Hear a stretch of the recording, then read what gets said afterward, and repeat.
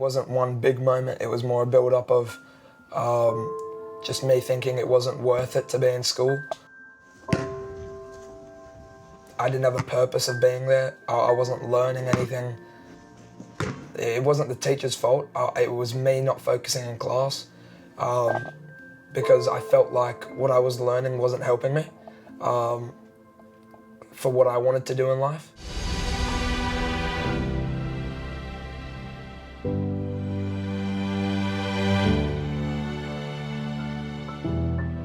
I already knew everything I needed to know for my brand, and certainly wasn't helping my basketball.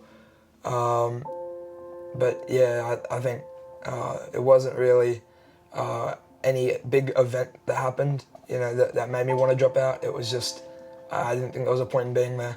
My name's DUNCAN. I'm a high school English teacher, and I've known Remy since he was born. Remy is that he's taken this kind of creativity that he has for art, because he did go to a creative arts high school which had a focus on visual arts, and he's also taken his passion, which is his sport, his basketball, and he's managed to sort of meld the two together. But what I think was that sort of essential element of what he was doing was kind of starting to reveal this business savvy that I don't think anyone ever really understood that he had.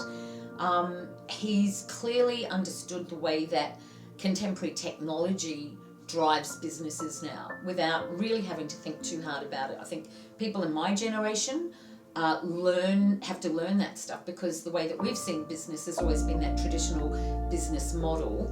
And now with things like Instagram and mobile phones and all of that kind of technology, and I guess the quality of things like video and audio that sit inside those little things that we hold in our hands every day, has meant that he's been able to really kind of drive his business through that understanding. A lot of basketball shorts, a lot of them are just plain, the NBA shorts, they're just plain with the team's logo on it. That typically they cost a lot, like $50 to $60. Some even go for more. With mine, the designs they're normally graphic shorts, so they normally have some sort of like pattern or design on them, without a little patch on the bottom left of the shorts.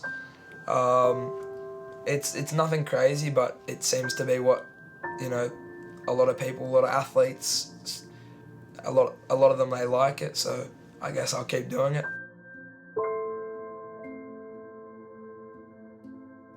Jalen Galloway, I got in contact with him in the early stages of my brand. I'd just be sitting at my desk over there. I was sitting there one night, and I think I DM'd about like 300 people. I DM'd so many athletes, and I was extremely happy. He supports my brand a lot, and I think he also thinks it's great that what I'm doing at such a young age. So yeah, I think that could be a part of it as well. The measure of success, or the barometer of success, is often down to personality rather than actual talent. Kids who have got traits like perseverance, who can actually use mistakes as platforms into other either modes of learning or into other ways of taking on a challenge or looking at a task.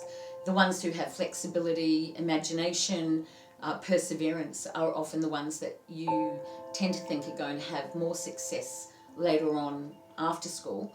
The problem is, of course, that so few of them come back and tell you how successful they've been. The other issue, of course, is that we don't really have a curriculum that's designed for individuals. We have a curriculum that's designed for the group. What we basically have in our schools still in the 21st century is what's essentially a 19th century model of education, where you're putting large numbers of students through, I guess you would call it a kind of a machine, to get them out at the other end with minimum standards of literacy, numeracy and employability. School was holding me back, just because 6 hours a day is a lot of time wasted just being at school, when there's much better things I could be doing. I was already working on my brand a little bit in school, but an extra 6 hours, it makes a pretty big difference of time. So I think with that, just wasting 6 hours is just not very productive or efficient for what I wanted to do in life. These days we have the university model. The whole university sector was bolstered by this, kind of favouring of exams and those final marks over student potential to get into a really competitive situation with employment, with further study. I know that in the creative arts, obviously, it comes down to things like perhaps auditions. I can't think of very many kids who leave high school with a portfolio of work ready to go. You really just got to make the most of your time. If you can't use your time in school, and you got to work on your studies. Whatever you want to be doing outside of school, you have to be doing outside of schools. I'm just amazed at what he's been able to establish and produce in such a short period of time, so 10 years. We need much more flexibility. We need to basically deconstruct a 19th century system and bring it into line with the 21st century. And that is a huge undertaking.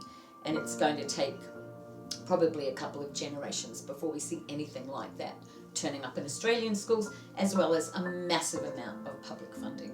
You will have built up your skills enough. You know what you're doing, you know where you want to be. Always set goals for yourself.